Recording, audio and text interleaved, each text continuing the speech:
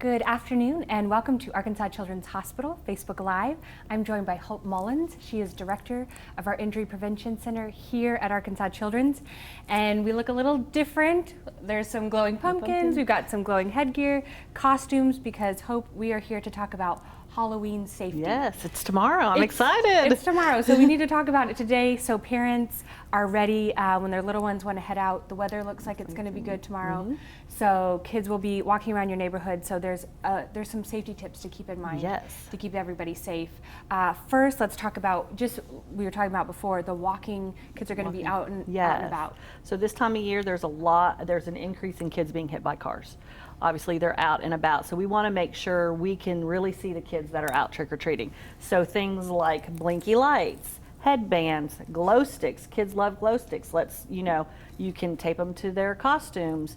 Tomorrow's supposed to be cold, so if you've already thought about making your costume reflective by putting reflective tape where people can see, if you're going to cover that up with a coat, make sure that you transfer your lighting items to the coat. So we carry flashlights. It's great to drop a flashlight in their treat bag, whatever they're using as a treat bag, because we want to make sure that kids can be seen, that kids under the age of 12 are being supervised and walked with adults, that we're staying on the sidewalks, that we're crossing at corners, not talking to our kids about not darting through the middle of the street. And if we have older kids who are going to be out by themselves walking, is to make sure to set a plan, like a path with them of where they're going to be, and that there's some check-in times so that you can kind of check in to see where their progress is and keep track of them. I think that's a good point. Make sure that you are with an adult. If you're a younger child, make sure you have an adult or someone with you keeping you safe. Also, avoid distractions. Make sure the adult parent doesn't have the cell phone, but also if you're driving through the neighborhood. Absolutely.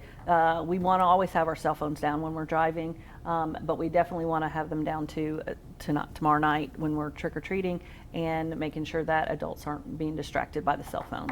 This is the time, spend it with your family, have fun, put the cell phone up, take pictures at home, and then put it up. That's a good idea. Now, costumes, you brought some examples. I did. And like you mentioned, it will be cold.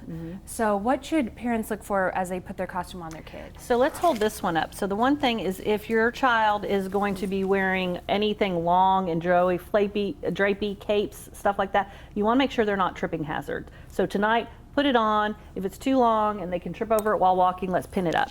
If that cape is dragging on the ground, let's pin that up, because we don't want them tripping and falling. This is a nice one because this has actually got some built-in warmth to it.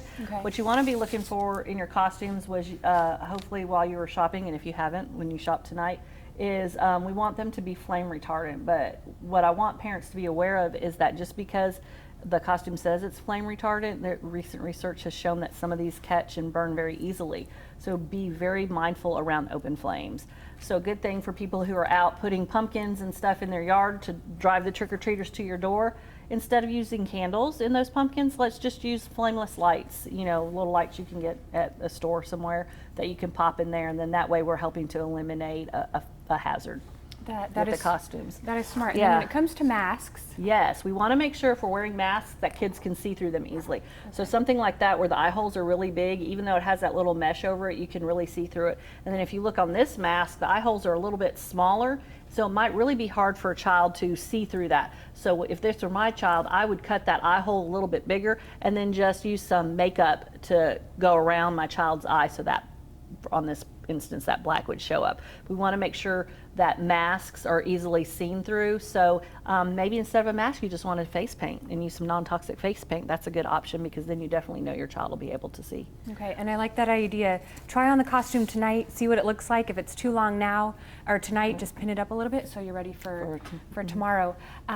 In addition to costume safety, candy safety, what are some tips that parents need to keep in mind? So the tips that we keep in mind is maybe kind of having a rule that no candy goes in our mouth until mom or dad have looked at it. So if they're pulling candy out of that bag and they want to eat it, get your flashlight out, inspect it. We want to make sure that children are only eating candy that is fully wrapped. So if the wrapper is open, it looks old and faded, like, oh, I forgot to buy candy and I'm pulling it out of my cabinet from last year, let's chunk that. We want to make sure that the candy is safe and that there's nothing has happened to it. Okay, and I also was looking up the teal pumpkins this year about the allergies. If your kids have food allergies, that the teal pumpkins. Yeah, so if you put a teal pumpkin out, and you can get those teal pumpkins at Target, that indicates that you have treats at your house that are allergen free.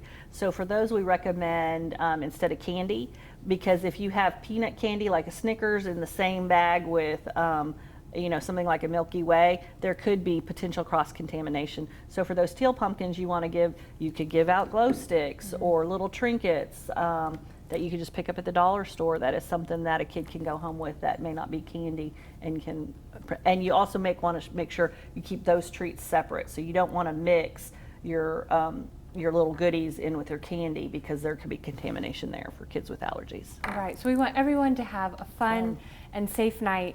So as you head home tomorrow night, just keep an extra eye out on the streets for kids running in your neighborhood. Keep them safe.